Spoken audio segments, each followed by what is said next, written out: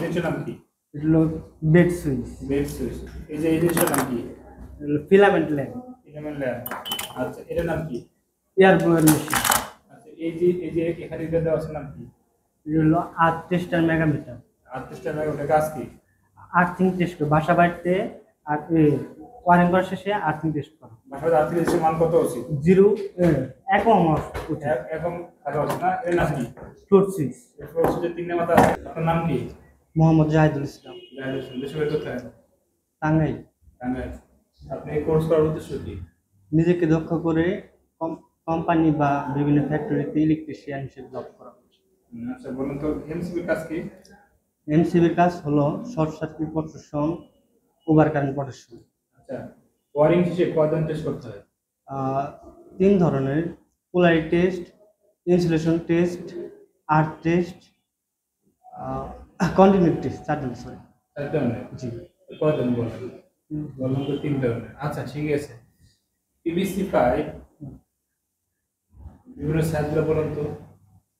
3/4 আছে, 1 ইঞ্চি, half inch.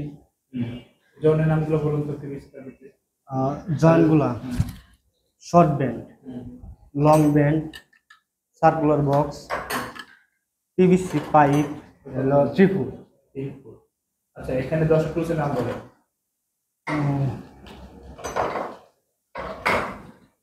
Ring এবং open spanner. Open spanner, L wrench, adjustable wrench, wire stripper, star screwdriver, flat screwdriver, neon tester, ball pin hammer. আপনি বলুন তো এই জিনিসের নাম কি? এটা হলো pump motor, single phase induction motor. এর ভিতরে কয়টা কয়েল আছে? 2টা। কি কি? Running coil, starting coil. Starting coil. কোন কয়েলের মান কম? রানিং কয়েলের মান কম। কোন কয়েলের সাথে ক্যাপাসিটর কানেকশন থাকে না? স্টার্টিং রানিং কয়েলের সাথে ক্যাপাসিটর কানেকশন থাকে না। তো এই জিনিসের ইনসুলেশন টেস্টার মেগামিটার। এতে কি কাজ করা হয়? ইনসুলেশন টেস্ট করা হয়, আর কি টেস্ট করা হয়? কন্টিনিউটি টেস্ট করা হয়, কন্টিনিউটি টেস্ট করা হয়। এইটার নাম কি? ক্যাপাসিটর। মোটরের কত ক্যাপাসিটর আছে জানেন?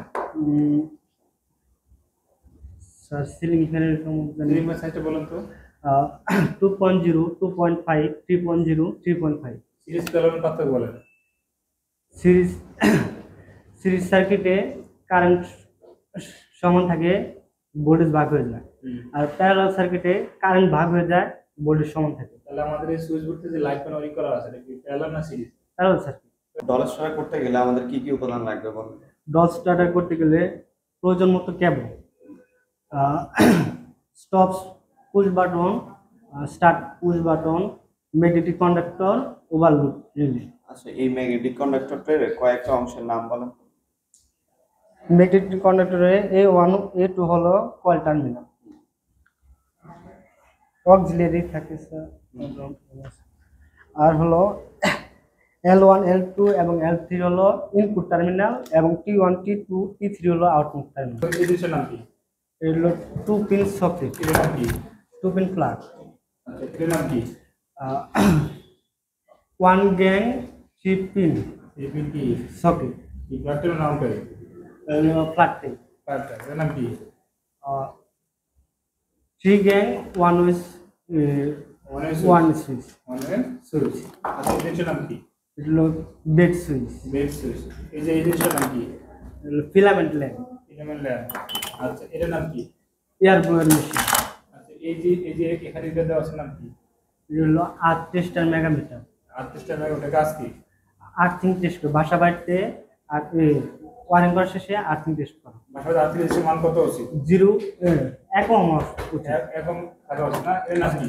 Floor switch. এরপর হচ্ছে যে 3 নাম্বার আছে না? জি স্যার। এই 3 নাম্বারটা কি কি বলুন তো। একটা হলো কমন, হ্যাঁ। একটা হলো অ্যানো থাকবে আর একটা হলো এনসি থাকবে। এনসি অর্থ কি? এনসি হলো নর্মাল ক্লোজ, এন অর্থ কি? Normally open. এলপিএস অর্থ কি?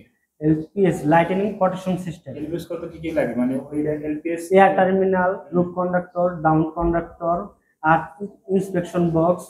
আর কি কাকে বলে? আর্থিং অনাকাঙ্ক্ষিত বিদ্যুতের হাত থেকে বৈদ্যুতিক যন্ত্রপাতি এবং মানুষকে রক্ষা করার জন্য ইলেকট্রিক যন্ত্রপাতি বা ইকুইপমেন্টের বডি ও ইলেকট্রিক সিস্টেমের নিউট্রাল লাইনকে মাটির সঙ্গে পরিবাহীর মাধ্যমে সংযোগ স্থাপন করাকে আর্থিং বলে। আচ্ছা, পাইপ আর্থিং এর সাইজ বলেন তো। পাইপ আর্থিং এর সাইজ, পাইপ আর্থিং এর দৈর্ঘ্য হলো 6.5 মিটার, ব্যাস হলো 38 মিলিমিটার, আর গ্রহণযোগ্য আর্থিং রেজিস্ট্যান্স হলো 1 ওহম। ইলেকট্রিক্যাল সেফটি রুলস, জি স্যার। কয়েকটা রুলস বলেন তো। ব্যক্তিগত সুরক্ষার জন্য পিপিই বা পার্সোনাল প্রোটেক্টিভ ইকুইপমেন্ট ব্যবহার করতে হবে। আহ, বৈদ্যুতিক ওয়ারিং করার সময় অবশ্যই circuit breaker, fuse, main switch ব্যবহার করতে হবে। ওয়ারিং করার সময় কেবল কালার কোড অনুযায়ী ওয়ারিং করতে হবে। ক্যাপাসিটর নিয়ে কাজ করার সময় ক্যাপাসিটর রিচার্জ করে নিতে হবে। বৈদ্যুতিক যন্ত্রপাতি ব্যবহার করার আগে সঠিকভাবে আর্থিং করা আছে কিনা সেই বিষয়ে নিশ্চিত হতে হবে। সার্কিট ব্রেকার আর ফিউজের মধ্যে পার্থক্য কি? সার্কিট ব্রেকার হলো সুইচিং ডিভাইস।